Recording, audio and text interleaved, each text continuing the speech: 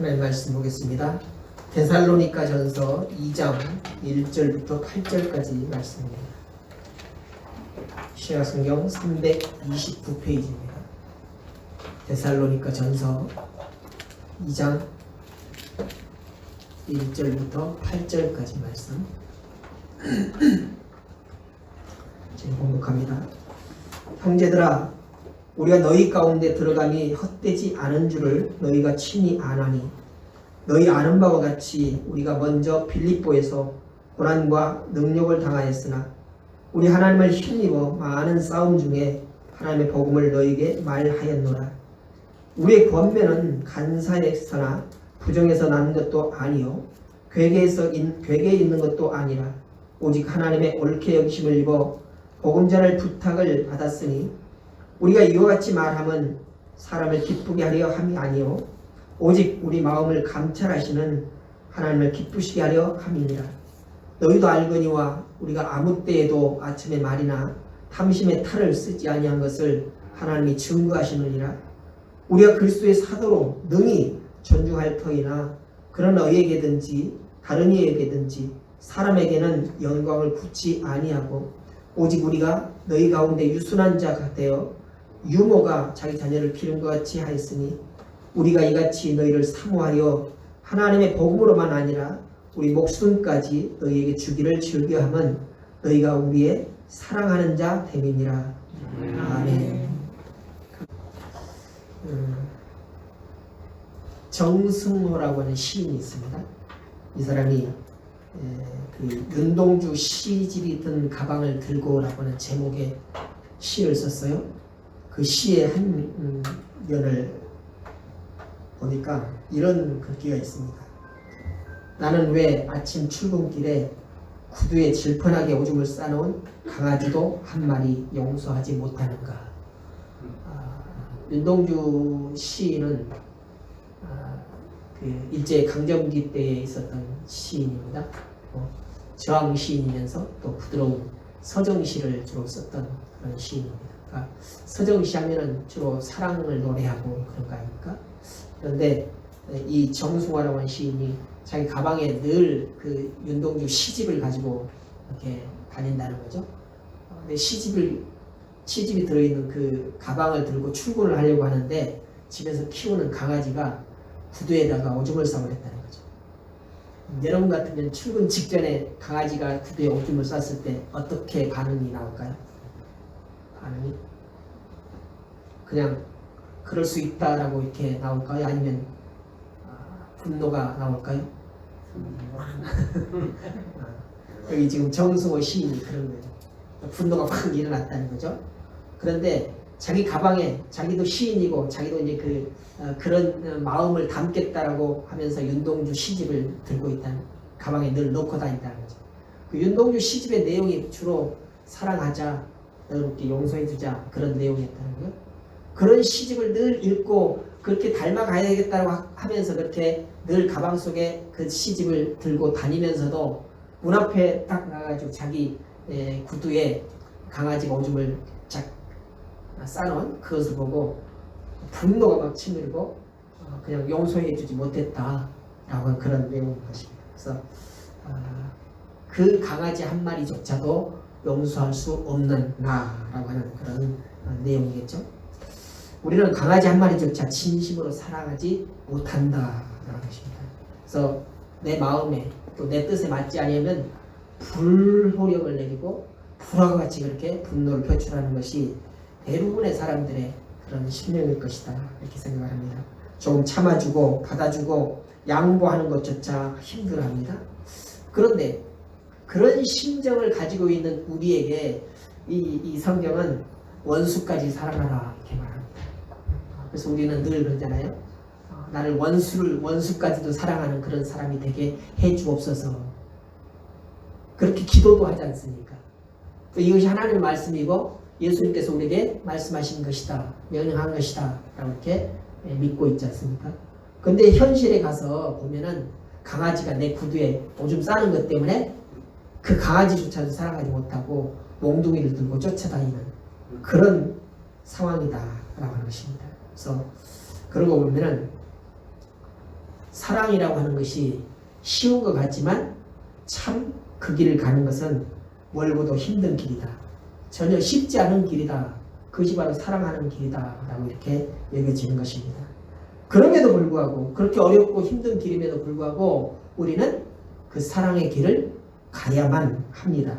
왜인가니까 주님이 먼저 그 길을 걸어가셨기 때문에. 그리고 주님께서 우리에게 그 길을 가라라고 명령하시기 때문인 것입니다. 마태복음 5장 44절을 보면은 나는 너희에게 이르노니 너희 원수를 사랑하며 너희를 핍박하는 자를 위하여 기도하라. 이 말씀을 묵상하면서 여러분도 그렇게 하겠다라고 다짐하지 않습니까? 나를 미워하는 자까지라도 사랑하고 또 나를 핍박하는 자까지라도 그를 위해서 기도하겠다라고 이렇게 장담을 하면서 기도하지만 그러나 이 정승호 시인이 말하는 것처럼 문 밖에 내 구두에 내 슬리퍼에 조금만 오줌이 튀어도 오줌이 묻혀 있어도 그 개 뭐라고 하면서 분노를 표출한다는 것입니다. 그러니 우리는 참 사랑을 실천하기가 어려운 그런 존재다라고 이렇게 여겨집니다. 그럼에도 불구하고 주님께서는 내가 너희들의 본이 되어서 이 사랑의 길을 가니 너희도 따라오너라 이렇게 말씀하신답니다. 주님께서 그 사랑의 길로 오늘 우리를 초대하고 계십니다. 이제 이 사실을 본문 말씀을 통해서 좀 더 구체적으로 한번 살펴보기를 원합니다. 오늘 데살로니가 전서, 데살로니카라고 하는 지역이 있습니다. 이 지역은 유럽이거든요. 오늘날의 그 나라로 얘기하면은 그리스에 소속되어 있는 그런 나라입니다. 터키와 그리스가 맞닿아 있는데 작은 그 바다를 끼고 있어요. 그 바다를 에게해라고 합니다. 에게해. 그 위로 가면 흑해이고 밑으로 내려오면은 지중해거든요. 그 흑해와 지중해 사이를 이렇게 연결하는 바다가 있는데 별로 폭이 넓지가 않아요. 아주 좁습니다. 그러니까 그 바다는 예부터서 이 성경이 기록되어진 그때부터서 벌써 배로 왕래가 자주 빈번하게 일어나는 그런 지역이 있다는 것이죠. 현대 와서 그렇게 주가 나눠지고 아시아주 또는 유럽주 이렇게 나눠졌지만 옛날부터서도 그 부분은 터키나 이 그리스 지역은 전부 다 배로 왕래가 빈번했다는 것입니다. 그래서 사도 바울이 2차 전도 여행을 했을 때에 이 갈라디아와 또 데살로니카, 그다음에 고린도 이런 지역을 이렇게 돌아다니면서 전도를 했었습니다. 또 오늘 이 데살로니카 전서는 바울이 데살로니카 성도들에게 편지를 쓴 첫 번째 편지입니다. 오늘 2장 2절에 보니까 너희 아는 바와 같이 우리가 먼저 빌립보에서 고난과 능욕을 당하였으나 우리 하나님을 힘입어 많은 싸움 중에 하나님의 복음을 너희에게 말하였노라. 사도행전 16장에 보면은요, 사도 바울과 실라가 빌립보에서 전도를 하다가 잡혔어요. 왜 잡혔느냐? 예수를 왕이라고 이렇게 칭했다는 거죠. 그래서 그 유대인들이 이 가이사의 민족, 그러니까 로마 시민권을 가지고 있는 사람들에게 유대인들이 고발을 해요. 뭐라고 고발하느냐? 우리는 전부 다 황제의 백성들인데 이 사람들이 이 바울과 이 신라라고 하는 이런 사람들이 와가지고 또 다른 왕이 있다. 자기들의 왕은 그다라고 이렇게 얘기를 한다는 거죠. 그러니 역적이지 않냐, 배반자인지 아니냐 그러면서 고발을 해가지고 느닷없이 빌립보 감옥에 갇히는 그런 사건이 있습니다. 그래서 16장, 17장 이렇게 보면 사도행전입니다. 16장, 17장에 보면 그 빌립보에서 이 사도 바울과 신라가 그 감옥에 갇혔을 때 어떻게 나오는가라고 하는 그런 상황들이 자세히 이렇게 기록이 되어 있습니다. 어떻게 나왔다고 그랬어요? 응? 바울과 신라가 감옥에 갇혀 있을 때 어떻게 나왔을까요? 찬송을 할 때. 그 밤에 찬송을 하는데 막 공문이 열려버려요. 그래가지고 간수가 제수들이 나갔으니까 나갈 수 있게 막 이게 아마도 바울과 신라는 나가진 않았지만은 다른 제수들은 나갔었는지 몰라요. 그래서 야 이제 죽었구나. 그러면서 자살을 하려고 하는데 바울이 말렸어요. 아니 나 있어. 나 안 나가고 있으니까 절대 염려하지 말고 그냥 있으라. 그래가지고 그때로부터 그 간수도 예수를 믿고 그랬다는 거죠. 그래서 그런 일이 있었는데 거기에서 이제 다시금 다른 지역으로 옮겨가면서 이렇게 전도를 하지 않습니까? 그런 광경이 쭉 이렇게 펼쳐지는데 오늘 말씀 보니까 드로아에서 배를 타고 지중해를 건너서 유럽으로 갔습니다. 그리고 빌립보, 암비볼리, 아볼리안을 거쳐서 데살로니카로 갔다 했습니다. 그 바울은 다른 곳에서와 마찬가지로 이 데살로니카에서도 유대인의 회당을 찾아서 그곳으로부터 이 전도를 처음 시작을 한 거죠. 그래서 그런 성경을 풀어서 그리스도가 고난을 받고 또 죽은 자 가운데서 다시 살아나야 할 것을 증언을 했습니다. 이 증언하는 그가 바로 예수 그리스도다라고 하는 그런 사실을 전했습니다. 그러자 거기에 있던 많은 헬라인들과 또 여기 성경에 보니까 유력한 귀부인들이 예수를 믿고 신라를 따랐다라고 이렇게 말씀을 하고 있죠. 그리고 그 중에 어떤 사람이 있었는데 야손이라고 하는 사람이 있었습니다. 야손이라고 하는 사람이 집이 좀 넓었던가 보죠. 그 집에 들어가서 거기에서 예배를 드리고 말씀을 가르치고 이런 상황이 있다는 거죠. 그러니까 이 야손의 집이 바로 데살로니가 교회의 장소가 된 것이죠. 그래서 이제 그런 환경 속에서 바울이 데살로니카에 머무른 기간은 한 3개월 정도 된다고 합니다. 그러니까 이 모습을 지켜보던 유대인들이 시기손이 발동이 돼가지고 바울의 일행들을 고발을 하죠. 그래서 저작거리 불량배들을 모아다가 막 소동을 일으키고 또 야손의 집까지 이게 막 들어가가지고 거기에 있는 사람들을 내놓으라. 바울과 신라를 말하는 거죠. 이들을 내놓으라고 이렇게 협박을 합니다. 그렇지만 그들이 그 집에 들어갔을 때는 아무도 없었다는 거죠. 야손이 그리고 그의 그 협력자들이 몰래 밤에 이렇게 바울과 신라를 다른 곳으로 이동을 시켰다라고 하는 것이 바로 성경의 내용인 것입니다. 오늘 사도행전 17장 6절에서 7절까지 보니까 천하를 어지럽게 하던 이 사람들이 여기도 이름에 야손이 들였도다. 이 사람들이 다 가이사의 명을 거역하며 하라되 다른 임금 곧 예수라 하는 이가 있다 하더이다.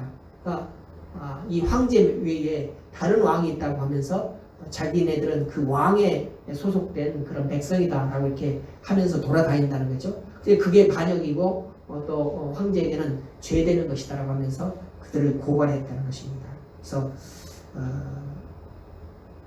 이제 그 데살로니가 지역을 벗어나서 다시 베레아로 이렇게 떠나가는데 베레아에서 또 고린도 지역으로 이렇게 옮기면서 그렇게 여러 가지 소동이 있었던 그 데살로니가를 생각하면서 그 데살로니가에 있는 성도들이 어떤 삶을 살아갈까, 어떻게 대했을까라고 하는 그런 염려가 있었기 때문에 그때 자기의 신앙적인 아들 디모데를 보내가지고 한번 보고 오라, 상황이 어떠한지 보고 오라라고 이렇게 보냈다는 거죠. 그리고 며칠 뒤에 디모데가 돌아와서 이 상황을 보고하는데 선생님 아무 염려할 것 없습니다. 그들은 정말로 우리가 염려하는 것처럼 그 가운데 지도자가 없음에도 불구하고 스스로 믿음 가운데 잘 서가지고 전도도 열심히 하고 신앙도 점점 굳혀져 간다 이렇게 보고를 했다는 거죠. 그래서 이 사도 바울은 정말로 기뻐하는 마음으로 오늘 그들의 신앙을 북돋아주고 다시 격려하는 그런 편지를 쓰는데 그 편지가 바로 데살로니가 전서인 것입니다. 오늘 1장 8절에 보니까 주의 말씀이 너에게로부터 마게도냐와 아가야에 들릴 뿐 아니라 하나님을 향하는 너희 믿음의 소문이 각처에 펴짐으로 우리는 아무 말할 것도 없도다 이렇게 말씀합니다. 그러니까 어떤 지도자가 있어가지고 그 지도자를 중심으로 해가지고 신앙이 이렇게 굳건해진 것이 아니라 아무도 없는데 바울이 그리고 신라가 거기에서 전도하고 쫓겨나왔지 않습니까? 그 가운데서 지도해야 될 그런 인물이 없는데도 불구하고 그들은 조금도 변함없이 그들이 가르친 바대로 신앙을 잘 준수했다라는 것입니다. 그래서 기쁘고 감격스러운 마음으로 데살로니가 성도들을 격려하면서 그리고 계속해서 믿음 가운데 서가라 라고 하는 그런 편지를 쓰고 있다는 것입니다. 그렇다면 오늘 바울은 본문에서 데살로니가 교회 성도들에게 뭐라고 말씀하고 있는가, 두 가지로 한번 살펴보면서 은혜를 받기로 합니다. 첫 번째는 주님의 일은 절대로 헛되지 않는다는 것입니다. 오늘 1절 보니까 형제들아 우리가 너희 가운데 들어감이 헛되지 않은 줄을 너희가 친히 아나니 이렇게 말씀합니다. 그러니까 3개월이면은 별로 긴 기간이 아니에요. 요즘 우리가 여러분들이 만약에 전도의 그런 목적을 가지고 어느 장소에 가서 3개월 동안 전도를 했는데 그 중에 어떤 믿는 자가 생겼다는 거죠. 그러면은 그 3개월 지난 다음에 떠나버리면 그 전도된 사람이 과연 혼자 스스로 신앙을 지켜나간다는 것이 쉽지가 않다는 것이죠. 그 당시에 전도할 때는 받아들였다 할지라도 전도한 사람이 떠나버리면 그 스스로 그 믿음을 지켜나가기가 쉽지 않은 것이 상황이 아닙니까? 그래서 사도 바울도 그것이 정말로 염려가 됐었어요. 그러나 또 그 전도 그 데살로니가의 상황이 아주 태평스럽고 그런 상황이 아니지 않습니까? 예수 믿는다는 것 때문에 잡고 또 죽이려고 하는 그런 유대인들과 또 로마 군대들이 있기 때문에 결코 쉽지 않은 그런 상황이었다는 것입니다. 그래서 사도 바울은 늘 두고 온 그들이 염려가 되고 걱정스러웠다는 거죠. 그래서 그렇게 염려했는데 오늘 보니까 그런 가운데 하나님의 말씀을 전한 것, 이 바울이 염려했던 것은 내가 그렇게 3개월 동안 전했는데 그것이 허무가 되어버리고 아무것도 아닌 것처럼 되어버리면 어떠하나 라고 이렇게 생각을 하고 있었다는 것이죠.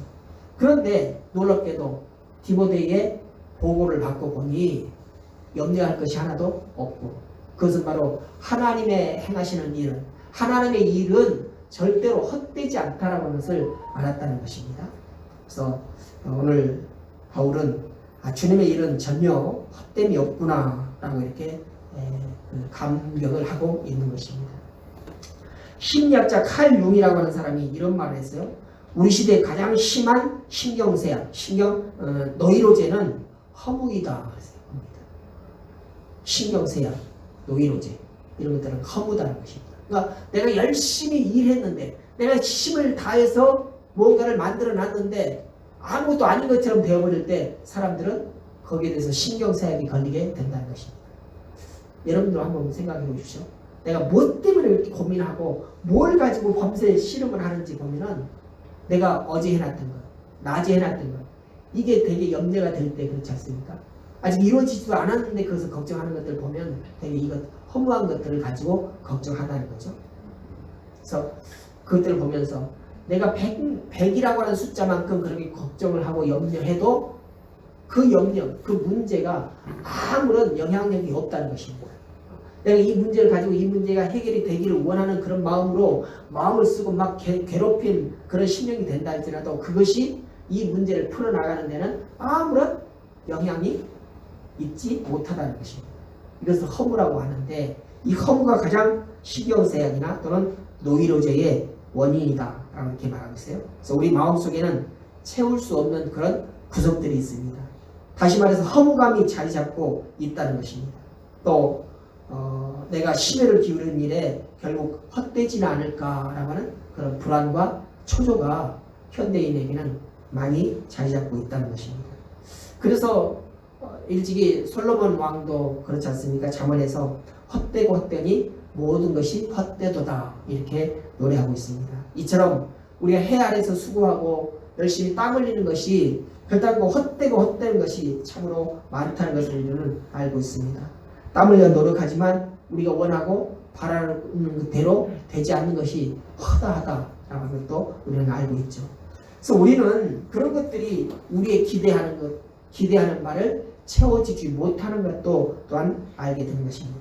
그렇지만 오늘 사도 바울이 깨달았던 것처럼 주님의 일은 내가 염려하고 걱정한다 할지라도 헛된 일이 조금도 없다는 것입니다. 그러니까 주님의 일을 했을 때는 내 생각으로는 저것이 과연 되어질까라고 이렇게 생각을 하지만, 그러나 절대로 헛됨이 없다고 하는 것입니다. 시편 126편에서 보니까 눈물을 흘리며 씨를 뿌리는 자는 기쁨으로 거두리로다. 울며 씨를 뿌리러 나가는 자는 반드시 기쁨으로 그 곡식탄을 들고 돌아오리라 이렇게 말씀하고 있습니다. 주님께서 우리에게 맡기신 일들은 이 농부가 씨를 뿌리는 것과 마찬가지라는 것이죠. 우리가 좀 뿌리면서 이것이 언제 싹이 날지, 언제 또 자라지, 언제 열매를 맺지 라고 이렇게 늘 염려하지 않습니까? 그러다가 잘 안 되면은 또 안 됐구나, 실패했구나, 허무하구나 이렇게 늘 그런 반복적인 그런 생활을 하게 되는데, 그러나 주님께서 우리에게 맡기시고 또 주님의 일이라고 하는 것을 하게 되면은 우리의 염려는 전혀 다르게 하나도 헛된 것이 없다라고 하는 그런 말씀인 것입니다. 그래서 봄이 되면 농부는 밭을 갈고 거름을 주고 호랑에 씨를 뿌린 후에 참 열심히 일합니다. 그러나 아무리 농부가 열심히 일한다 할지라도 그 뿌려진 씨앗에 또 자라나고 있는 그런 식물에 하나님께서 햇볕을 주지 아니하고 또 비를 주지 아니하시면 아무리 농부가 땀 흘리고 열심히 일한다 할지라도 소용이 없게 된다는 것입니다. 그래서 우리는 단지 씨를 뿌릴 뿐이다 라고 하는 그런 마음을 가지고 늘 하나님의 일들은 하나님께서 행하신다라고 하는 그런 믿음을 가지고 살아갈 때 우리에게는 허무한 삶이 아니 될 것입니다. 우리에게 열매를 거두게 하시고 또 기쁨으로 단을 거두게 하시는 분은 우리 열심이 아니라 바로 하나님이 행하실 일이라는 것입니다. 그래서 우리는 다만 씨 뿌리는 데에만 집중하면 된다라고 하는 것입니다. 그래서 그러므로 주의 일을 할 때 그것이 무슨 일이든지 헛될 것이다, 헛될 수 있겠다라고 하는 이런 생각을 가질 필요가 없다는 것입니다. 비록 오늘 우리가 힘들고 고달픈 그런 삶을 살면서 씨를 뿌린다 해도 그 씨앗이 자라고 또 열매를 맺는 것, 이런 것들은 다 주님께서 하실 일이기 때문에 주님께 맡겨드리는 것이 우리에게는 무엇보다 필요하다라는 것이죠. 그래서 반드시 하나님께서 기쁨과 감사를 넘치게 해주십니다. 반드시 보람을 찾게 해주시는 분이 바로 하나님이심을 우리는 믿어야 할 것입니다. 그렇게 살아갈 때 어느 날 우리는 그래 끝까지 참 잘 견뎠구나 라고 하면서 하나님 앞에 감사하는 그런 날이 오게 될 것입니다. 성도 여러분, 주님의 일을 위해서 선한 일을 계획하고 또 시행할 때 절대로 낙심하지 마시기 바랍니다. 여러분이 행한 일들이 만약에 내 뜻과 내 고집이 아니라 하나님께서 좋아하시고 하나님께서 기뻐하시는 일이라고 생각한다면 그 일이 좀 과정 속에서 좀 어긋나고 좀 삐그덕거린다 할지라도 절대로 낙심할 것은 아니라는 것이죠. 그 결과는 하나님께서 만들어 주시기 때문인 것입니다. 하나님의 때가 되면 하나님께서 거두게 해 주시는 것이 바로 진리이고 하나님의 방법인 것입니다. 여러분, 전도의 씨를 뿌릴 때에 낙심하지 마시기 바랍니다. 언젠가 그 씨에서 거두게 될 열매를 하나님께서 우리에게 주신다는 것입니다. 또 봉사의 씨를 뿌릴 때도 절대로 낙심하지 마시기 바랍니다. 때가 되면 기쁨으로 단을 거둘 때가 있다는 것입니다. 이것이 바로 하나님께서 우리에게 주시는 말씀이죠. 우리가 주님의 일을 위해서는 모든 일은 절대로 헛되지 않다라고 하는 것이 바로 우리의 믿음이 되어야 한다는 것입니다. 하나님께서는 내가 하는 모든 일들 다 기억하시고 있습니다. 내가 구하는 것도 기억하시는 것처럼 내가 하는 일들이 정말 하나님 기쁘시게 하는 일들이라면 하나님께서는 반드시 그것을 기억하시고 하나님의 때에 하나님의 방법으로 응답해 주신 것, 이것이 바로 하나님의 원리이고 하나님의 방법이라는 것이죠. 그래서 이 사실을 굳게 믿고 끝까지 최선을 다하면서 헌신하고 봉사는 성도 여러분 되시기를 주님의 이름으로 부탁을 드립니다. 그 다음에 두 번째는 모든 일은 사랑으로 감당을 해야 합니다. 오늘 본문 8절을 보니까 우리가 이같이 너희를 사모하여 하나님의 복음으로만 아니라 우리 목숨까지 너희에게 주기를 즐겨함은 너희가 우리 사랑하는 자 됨이니라 이렇게 말씀하고 있습니다. 그래서 바울은 데살로니가 성도들을 정말로 사랑했던 것 같아요. 그래서 비록 짧은 기간이지만 그 데살로니가에 머물렀지만 그동안 복음을 전하고 결신자를 얻고 그리고 야손의 집에서 교회를 시작했다는 것이죠. 그래서 그들에게 교제하고 또 복음의 진리를 가르쳤는데 바울은 그래서 오늘 그 데살로니가 성도를 향하여서 내가 너희들을 복음만 전하는 것으로 끝나지 아니하고 마음을 다해서 너희에게 사랑을 주는 것은 그것이 바로 너희들이 내 사랑의 대상이 되었기 때문이다 라고 이렇게 말하고 있습니다. 여러분, 우리가 복음을 전할 때 말씀을 전할 때에 그냥 말씀 전하는 것으로 끝나는 것이 아니라 마음을 다해서 그를 사랑하는 그런 마음, 또 할 수 있다면 몸으로라도 또 물질로라도 그들을 이렇게 대해야 된다라고 하는 것이 바로 오늘 사도 바울의 우리에게 가르쳐 주신 그런 말씀인 것입니다. 그래서 이 말씀을 통해서 바울이 데살로니가 성도들을 정말로 아끼고 사랑하는 것에 대해서 절절히 이렇게 느껴짐을 우리는 보게 되는데, 이 사랑은 마치 미사일과 같다라고 얘기합니다. 요즘에 며칠 전에 우리나라에서도 뭐죠? SLBM 미사일을 발명을 해가지고 한번 성공을 했지 않습니까? 그뿐만 아니라 북에서도 계속 그런 미사일을 쏘아대지 않습니까? 이 미사일은 폭탄이 아니에요. 날아가는 겁니다. 뭔가 물건을 싣고 먼 길을 갈 수 있는 그런 에너지가 있는 것이 바로 미사일이거든요. 미사일 자체는 무기가 아니에요. 거기에다가 핵을 또는 폭탄을 실어버리면 그것이 강력한 무기가 되는 것입니다. 그래서 우주선으로 이렇게 우주선이 있지 않습니까? 우주선도 하나의 미사일이라고 볼 수 있어요. 그것이 이동하는 어떤 이동체가 미사일인데, 사랑은 바로 미사일과 같다 이렇게 봅니다. 그래서 미사일은 탄두를 싣고 먼 거리를 날아가서 목적지에 도달하고 그 폭탄을 터뜨리는 것이 목적이 된 것처럼, 이 미사일이 없으면 아무리 폭탄을 많이 만들어 놓고 성능이 좋은 그런 폭탄이 있다 할지라도 아무 소용이 없게 된 것입니다. 그러므로 우리 사랑도 내 마음속으로는 사랑한다. 나는 사랑이 불꽃 있게 많다라고 해도 그 사랑을 날라줄 그런 미사일이 없다면 아무것도 아니다는 것이죠. 그래서 마찬가지로 사랑은 예수 그리스도의 복음을 싣고 우리가 상상하지 못하는 그런 곳까지도 날아가는 그런 놀라운 능력이 있는 것입니다. 사람들의 마음속 깊은 곳까지라도 날아가서 바로 생명의 말씀을 전해주는 것, 그 기반이 되는 것이 바로 사랑이라는 것이죠. 사랑이 없이 복음을 전한다는 것은 사람의 마음을 열 수가 없는 것입니다. 그래서 사랑이 곁들여진 그런 복음 전파하는 것이 다른 사람의 마음을 열게도 하는 것이죠. 하나님의 교회에서 행하는 모든 일들은 그래서 사랑을 바탕으로 두고 해야 된다는 것입니다. 그래야 섬김을 받는 사람들의 마음이 열리고 그들이 열려진 마음으로 복음을 접할 수 있었을 때 그들의 복음을 받아들이게 된다는 것이죠.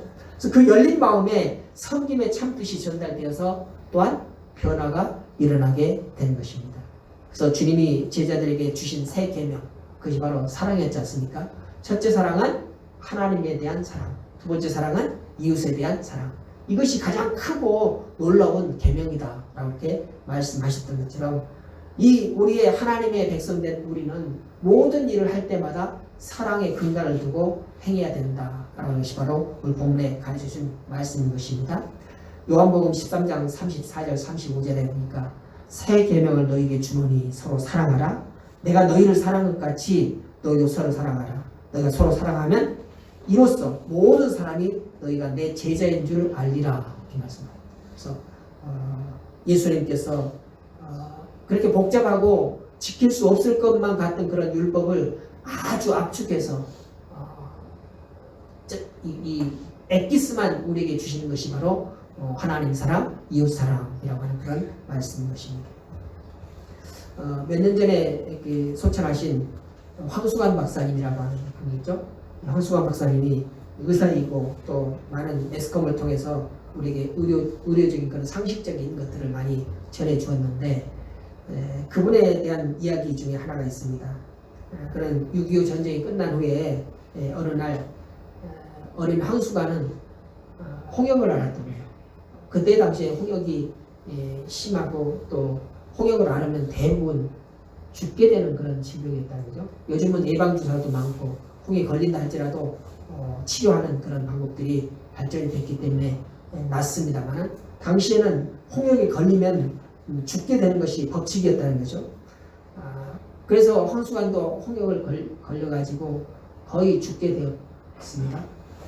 그리고 아무리 치료를 해봐도 낫질 않고 죽은 사람처럼 이렇게 다 쳐져버리고, 그래서 그 아버지가 어머니에게 이제 갖다 묻자. 옛날에 어린아이들 보면 상도 그냥 3일상이 아니라 바로 묻어버리지 않습니까? 우리 시골에서는 가마니에다가 이렇게 관도 안 쓰고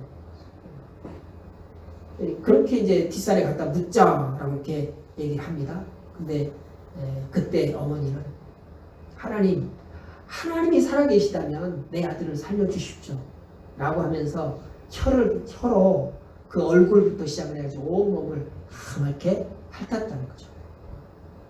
그 놀랍게도 그렇게 죽은 것 같이 그렇게 처져 있던 황수관이 어느 순간 움직이기 시작을 했다는 거죠. 뭐 때문에요? 어머니의 사랑 때문에. 사랑은 이렇게 놀라운 그런 능력이 있다는 것입니다. 사랑은 많은 것을 회복시키는 그런 능력이 있습니다. 사랑은 죽은 것 같은 사람도 살리는 그런 능력이 있습니다. 그러므로 여러분 지금부터 여러분의 사랑의 대상을 향해서 더 많이 사랑하시길 바랍니다. 예수님께서는 이웃을 사랑하되 원수까지 사랑하라고 말씀하셨습니다. 그렇다면 우리는 아직 원수까지는 아니라도 내가 사랑을 해야 될 대상이 있다면 더욱더 많이 사랑해주고 더욱더 많이 용서해주고 더욱더 너그러운 마음을 전해주는 이것이 바로 우리에게는 필요하다는 것입니다. 그렇게 연습이 되어질 때 종국에는 원수까지라도 사랑할 수 있고 나를 핍박하는 자를 위해서도 기도할 수 있는 그런 성도가 되어질 것입니다. 내일이 없는 것처럼 그렇게 사랑하시길 바랍니다. 진정 사랑으로 이 땅과 교회를 회복시키시고 하나님을 기쁘시게 되는 그런 삶을 살아가시는 나와 여러분 될 수 있기를 주님의 이름으로 축복하며 기도합니다. 기도하겠습니다. 감사하신 아버지 하나님, 오늘 사도 바울이 데살로니가에 있는 성도들을 생각하면서 그들에게 전하는 말씀을 오늘 들었습니다. 아버지 하나님, 선교 여행에서 여러 가지 어렵고 힘든 일들도 있지만 그러나 하나님의 말씀을 증거하는 데는 조금만치도 헛된 일이 아니다라는 것을 다시 한번 우리가 깨닫게 해주셨습니다. 아버지, 인생이 살아가는 우리의 일들은 우리가 계획하고 우리의 고집하는 일들은 여러 가지 허무한 일들이 참으로 많은 것을 우리는 경험합니다. 그렇지만 하나님의 일은 주님께서 우리에게 맡기신 일은 비록 낙심할 수밖에 없고 또 좌절할 수밖에 없는 그런 상황이라 할지라도 결국에 열매를 맺게 하시는 분은 하나님이심을 믿사오니 주님이여 우리가 주님의 일들을 행할 때 낙심하지 않게 해주시옵시고 좌절하지 않게 해주시옵시고 특별히 주님께서 맡기신 일들을 행할 때 사랑의 깃발을 닫고 행할 수 있도록 인도하여 주시옵소서. 사랑은 죽은 자를 살리는 능력이 있다고 했습니다. 사랑은 모든 것들을 회복시키고 변화시키는 능력이 있다고 했습니다. 아버지, 그러므로 우리도 사랑을 실천하며 내 사랑의 대상들에게 더 많은 사랑을 실천하게 해 주시옵시고 전국에는 원수까지도 사랑하며 나를 핍박하는 자를 위해서 기도해 줄 수 있는 모든 성도들이 될 수 있도록 인도해 주시옵소서. 감사드리며 예수님의 이름으로 기도드렸습니다. 아멘.